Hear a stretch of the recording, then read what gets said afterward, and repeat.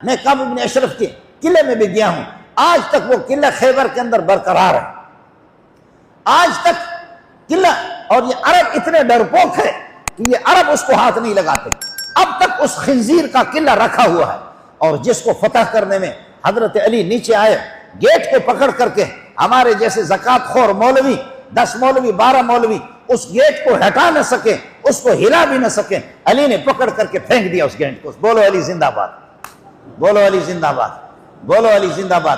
میں وہاں پر جا کر کے اس گیٹ کے، جہاں پر ان کا گیٹ تھا، اس کو دیکھ کر کے آسمان کی طرف دیکھ کر کے رونے لگا۔ میں نے کہا علی تیری غیرت اور شجاعت کو سلام، منظور تیرے بزدلی پہ کروڑوں لعنتیں ہیں۔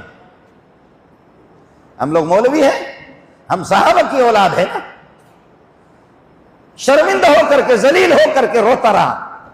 ساتھی مجھے لے کے خیبر، وہاں سے 200-250 کلومیٹر مدینے سے ہے، خیبر میں لے جا کر کے انہوں نے وہ جگہ دکھا دی کہ یہ اس خنزیر کا جو ہے نا قلعہ ہے، اس کا آج تک اس کو برقرار رکھا ہے، آج تک اس کو ہاتھ بھی نہیں لگا رہے۔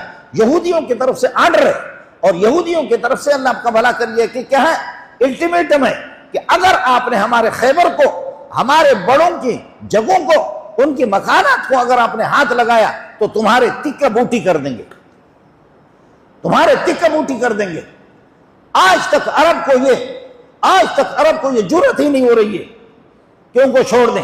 لیکن حضرت عمر رضی اللہ تعالیٰ عنہ نے، نبی کے زمانے میں جب خیبر فتح ہو گیا، اور اس کے بعد پھر یہ ہے کہ حضرت عمر نے جلا وطن کیا ان کو، ان کے بڑے بڑے سرداروں نے کہا، رسول پاک نے فرمایا ہم آپ کو ابھی، یہ خیبر ہمارا ہے، یہ ہماری ملکیت ہے، یہ مکانات ہمارے ہیں، یہ چشمے ہمارے ہیں، یہ کھجوروں کے درخت ہمارے ہیں، یہ زمینیں ہماری ہیں، آپ کی حیثیت ہاری کی ہے، آپ کی حیثیت ہاری کی ہے، ہم آپ کو رکھیں گے، نقرکم ما اقرکم اللہ، جب تک اللہ چاہے گا ہم آپ کو برقرار رکھیں گے، تم بدماشی جب تک نہیں کرو گے ہم محمد، میں آپ کو چھوڑوں گا، لیکن اگر بدماشی کریں گے تو آپ کو نکالیں گے۔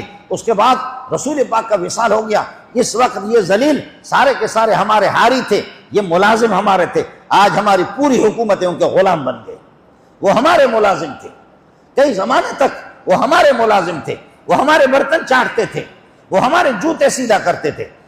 حضرت نے فرمایا جب تک بدماشی نہیں کرو گے میں محمد آپ کو چھوڑتا ہوں، نقرکم ما اقرکم اللہ۔ لیکن اس کے بعد حضرت کا وصال ہو گیا تو پھر یہ ہے کہ حضرت ابو بکر آ گئے۔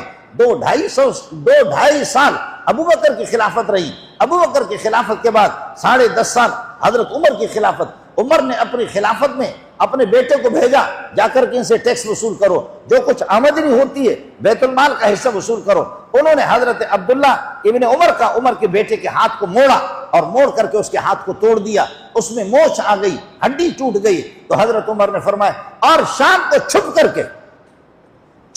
کے عبداللہ ابن عمر کو پتہ نہیں، نامزد نہیں کر سکے، متعین نہیں کر سکے کہ کس نے مجھ پر حملہ کیا۔ حضرت عمر نے فرمایا یہاں خیبر کے اندر جبریل نے حملہ نہیں کیا ہوگا، میکائیل نے نہیں کیا ہوگا، اسرافیل نے نہیں کیا ہوگا، یہی تم لوگ ہیں، یہی تم لوگ ہیں۔ فرمایا نکلو یہاں سے ذلیلوں۔ ان کے سرداروں نے کہا ہمیں محمد نے نہیں نکالا، ابو بکر نے نہیں نکالا، آپ کیسے نکال رہے؟